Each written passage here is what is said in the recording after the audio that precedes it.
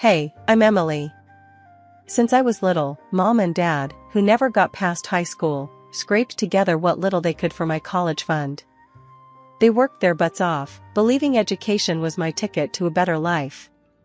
I busted my tail in high school, also I wouldn't let their sacrifices go to waste. When I got my acceptance letter to study investment management at one of the top colleges, we all cried tears of joy. My college days were hectic, but exciting. I juggled classes and a part-time job tutoring to keep some cash in my pocket. That's how I met Mark. He was a year behind me, kinda struggling with the coursework, and ended up being assigned to me for extra help. "Look, I just don't get this stuff," he'd say, scratching his head and staring down at the finance books like they were written in another language. "You will," I told him. "Just break it down into smaller pieces. Don't try to swallow it whole." Mark was easygoing with a quick smile that made the late-night study sessions less of a grind. He appreciated my help, and we hit it off, chatting about everything from music to our favorite TV shows. It wasn't long before those study sessions turned into coffee outings, then movie nights. One night, we were both at a college party, laughing over cups of cheap beer. "You know, I've always wondered why someone as smart as you hangs out with a dunce like me," he joked, nudging me with his elbow. "Guess I have a thing for lost causes," I shot back, elbowing him right back. We both laughed, and something about that night felt different. Maybe it was the buzz of the party, or just the right amount of beer, but I felt myself looking at him differently. We stumbled out of the party together, leaning on each other, half walking, half dancing down the street. "So, what do you say, Em? Wanna make this a regular thing?" Mark slurred, his words sloppy, but his eyes serious. I remember laughing, the sound loud in the quiet night. "Are you asking me out, Mark?" "Yeah, I guess I am," he said, and there was a challenge in his tone, like he dared me to say no. "Alright, you've got yourself a deal," I replied, and we shook on it, sealing our goofy pact with a high five that turned into us holding hands as we walked. Things with Mark felt natural, easy, like slipping into an old, comfortable pair of jeans. We finished college together, me with my degree that was supposed to open doors, and him just relieved to be done. Our relationship wasn't just built on love, it was built on a deep friendship, the kind you don't find every day. After we tied the knot, things kicked off pretty well for me career-wise. I landed a killer job right out of college, thanks to my knack for numbers and a bit of hustle. The pay was good, the benefits even better. Mark, though, wasn't having the same luck. He bounced around job interviews like a pinball, each time coming home a bit more deflated than the last. One evening, I came home late to find him slouched on the couch, staring blankly at some job postings on his laptop. "Any luck today?" I asked, dropping my bag and kicking off my shoes. He glanced up, a forced smile, not quite reaching his eyes. "Nah, same old, same old. I guess I'm too stupid." "Hey, don't talk like that. You're just in a rough patch." I squeezed his hand, trying to transfer some of my optimism to him. "Look, why don't you take a break from this? Let's go grab a bite. My treat." Mark closed his laptop with a sigh. "Sure, why not? Not like I've got interviews lining up or anything." We ended up at a small diner around the corner, a place we frequented when we first moved in together. As we slid into our usual booth, Mark's mood seemed to lift a bit. The waitress, a middle-aged woman with a no-nonsense attitude, came over to take our order. "The usual for you too?" she asked, popping her gum. Mark grinned. "Yeah, and keep the coffee coming, Judy. It's been one of those days."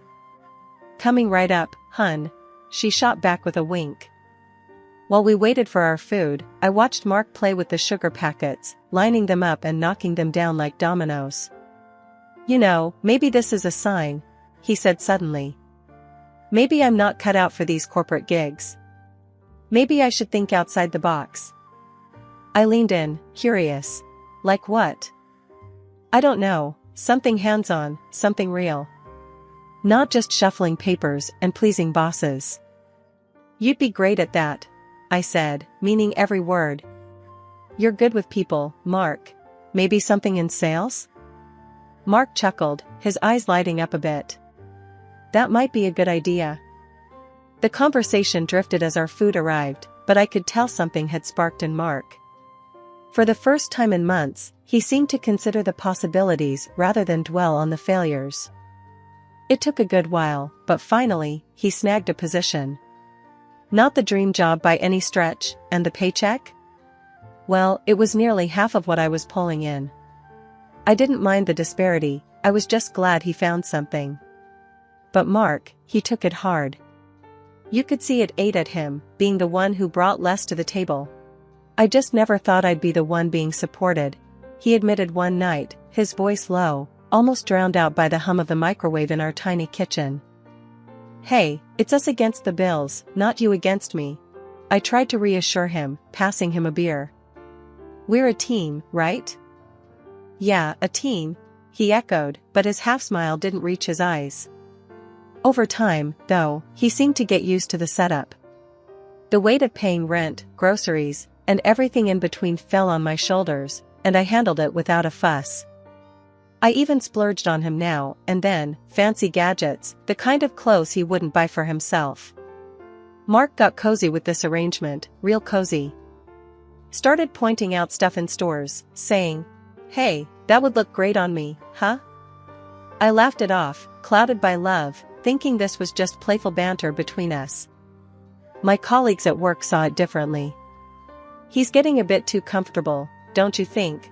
They'd hint after I shared stories over lunch. I shrugged off their concerns, figuring they just didn't see the full picture of our marriage. "He's been through a rough patch, it's my turn to spoil him a bit." I'd defend him, keeping my tone light. Just when I thought we had our lives on a steady track, the unexpected whacked us upside the head. The investment firm where I was making waves suddenly crashed, bankrupt, out of the blue. I came home that day, my head spinning, papers from HR clutched in my shaky hands. "Mark, you won't believe what happened," I said as soon as I walked through the door. I was met with the sight of him on the sofa, gaming controller in hand, mid-game. He paused his game and looked up, brows knitted. "What's up, babe?" "The company, they're done. Bankrupt. I'm jobless." He sat up straighter, the seriousness of the situation cutting through the usual homecoming chit-chat. "What? But you were just talking about a promotion last week." "Yeah, well, so much for that." I tossed the papers on the coffee table, a mix of severance info and legal jargon. "Everything's gone to hell, just like that." Mark set his controller down and came over to me, his expression a mix of concern and disbelief. "Emily, that's crazy. What are you gonna do?" I sank into the couch, the weight of the news anchoring me down. "I don't know. I need to start looking, I guess. But who's gonna hire someone from a tanked firm? It's like I've got the plague now." He rubbed my back, trying to be the rock I needed then. "You'll find something. You're brilliant. Any company would be lucky to have you." But weeks turned into months, and every interview ended with some version of "we'll be in touch," which really meant "don't hold your breath." The rejections piled up, slamming me with doubt and worry. One evening, after yet another "thanks, but no thanks," I vented to Mark over dinner. "It's like I'm toxic, Mark. Today, one guy actually said, 'Sorry, but we can't risk someone associated with that kind of failure.' As if I personally ran the company into the ground." Mark shook his head, stabbing at his food. "That's bull. They don't know what they're missing." "Yeah, well, apparently they think they're dodging a bullet," I muttered, pushing my own food around my plate. Then the bills started to grow, a monstrous pile that seemed to taunt us from the kitchen counter. Each envelope a reminder that my savings wouldn't last forever. Mark tried to pick up extra hours, but it wasn't enough to keep up. One night, as I was crunching numbers, trying to make sense of our dwindling finances, Mark came into the kitchen, a sheepish look on his face. "So, about the bills." I didn't even look up. "What about them?" He shuffled his feet, a sure sign he was nervous. "Well, it's just, I'm not pulling in much. Maybe we should cut back some more." Maybe we could move to a smaller place? Or sell the car? I stared at him, the reality of our situation washing over me in a cold wave. We're really in it, aren't we? Mark nodded, coming over to wrap his arms around me. We'll figure it out, Em. We always do. Weeks of fruitless job hunting ground me down, each day chipping away at my savings and hope. The money was running out fast, and Mark, who had grown used to a comfortable life, now shouldered all our bills. This shift brought out a side of him I'd never seen before. One night, he exploded. "You're just sitting around all day, doing nothing. I'm out there busting my ass, and for what? To come home to a freeloader?" His words stung. Freeloader? Really, Mark? Who do you think kept us afloat all these years? I shot back, my voice sharp with hurt and anger. He just scoffed, shaking his head. "Yeah, well, past's past. What are you doing now?" "Nothing." I couldn't believe what I was hearing. This wasn't the man I married. But before I could gather my thoughts to respond, the real blow came just a few days later. I came home early to grab some documents I needed for yet another potential job lead. As I opened the door, I froze. There was Mark in our living room, cozy with a woman I'd never seen. She was draped on his arm, laughing up at him like she owned the place. Mark straightened up, clearing his throat. "This is Anna. She's going to be my wife." The woman, Anna, looked me over with a smug grin. "He needs someone young and beautiful, if he's going to spend his money. Not someone who can't even keep a job." They laughed together, a sound that burned into my memory. I felt my heart shatter, rage and disbelief swirling into a toxic cloud in my chest. Then Mark did the unthinkable. He pulled out a stack of papers from behind him.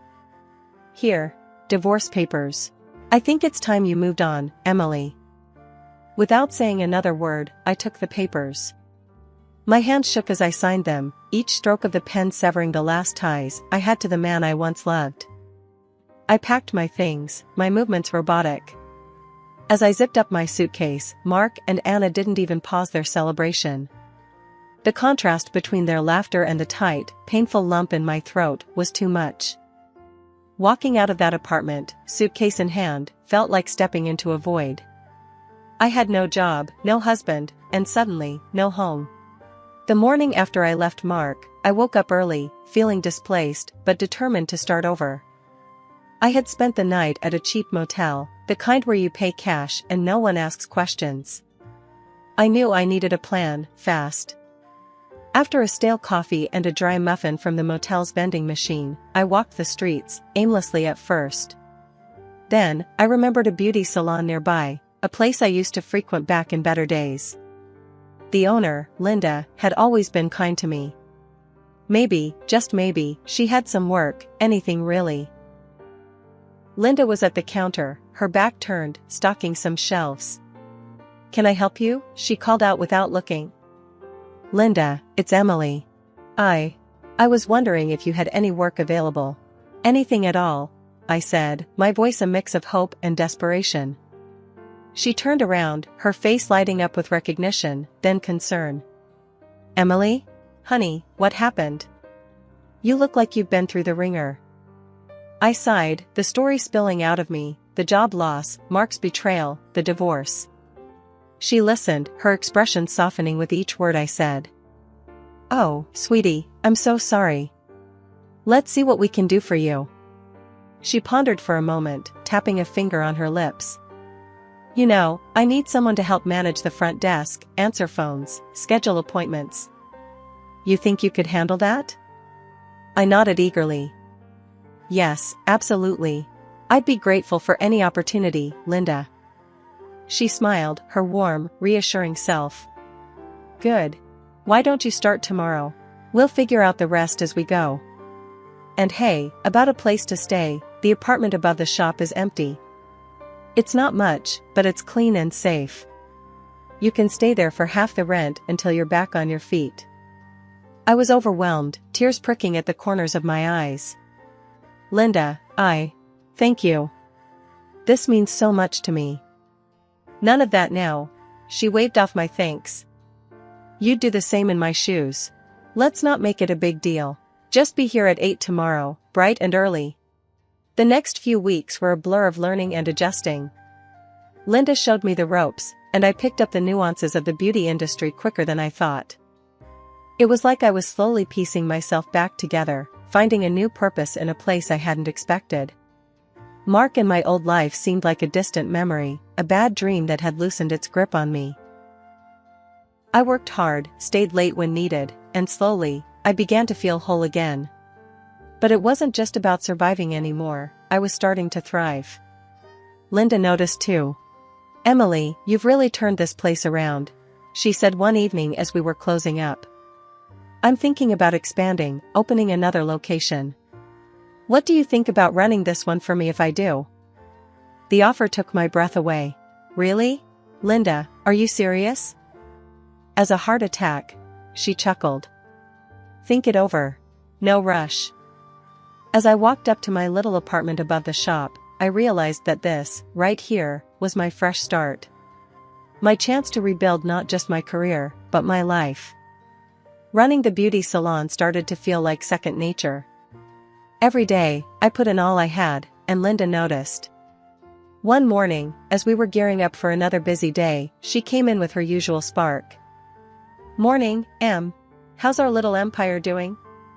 Linda grinned, checking the schedule packed with appointments. "Booming," I replied, flipping through the day's bookings. "We might even need to think about hiring more hands soon." "That's what I like to hear," she said, clapping her hands with excitement. "Actually, that's kinda what I wanted to talk to you about today." "Oh? What's up?" I asked, curious about the tone in her voice. Linda motioned towards her office. "Let's step into my lair for a sec." Once we were settled behind closed doors, Linda leaned forward, all business. "Look, Em, you've made this place shine. I've been thinking a lot about how we can grow, not just here, but really expand our reach." I felt a mix of nerves and excitement. "Are you talking about opening another location?" "Not just another salon, Em. I'm talking big. I'm planning a whole network of salons, and I want you in on it, not just as a manager, but as a co-owner. We'd split everything 50-50. Her words hit me like a wave. "Co-owner?" I echoed, the weight of the offer sinking in. "Yes," Linda nodded firmly. "I've seen what you can do, and I trust you. You're ready for this, and I want us to tackle it as partners. What do you say?" The possibility of stepping up like this was both thrilling and daunting. Wow, Linda. I'm honored. And yeah, a bit freaked out." Linda laughed, that hearty sound that always put me at ease. "Good. A little fear keeps you sharp. Think about it, but I'm serious. We could make a real go of this." We hashed out some preliminary ideas right there, brainstorming into the afternoon. The thought of co-owning a business was huge, but with Linda by my side, it felt possible. The next few weeks, I dove into preparations. Hiring, training new staff, and overseeing the salon operations became part of a larger plan. Our clients noticed the positive changes, and the buzz was infectious. Linda and I spent evenings at a local cafe, laptops open, plans sprawling across the table. We talked leases, decor, branding, every detail of our expansion. Finally, the day came to announce our plans to the staff. Everyone gathered around, excited and a bit anxious about the future. "Ladies and gentlemen," Linda started, her voice brimming with pride, "thanks to your hard work, and especially Emily's leadership, we're expanding. And Emily here isn't just going to be your boss. She's going to be my partner in this venture. We're in this together." The team cheered, and I felt a swell of pride and determination.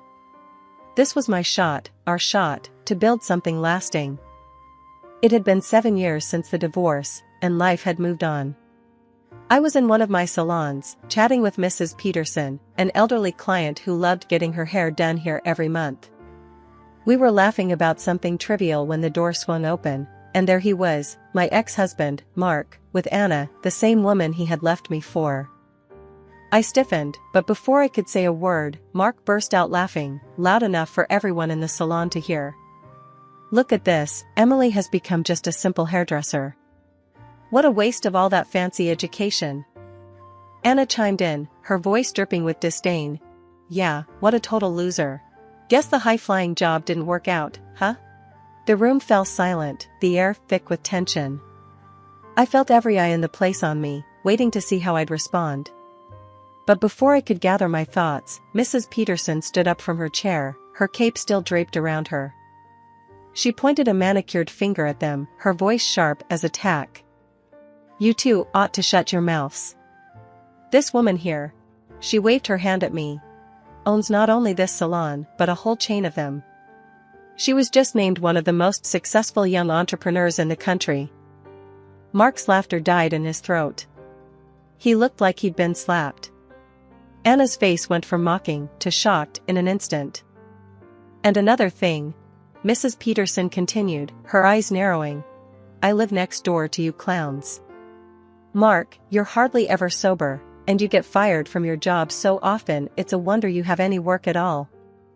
Mark's face turned beet red, from embarrassment or anger, I couldn't tell.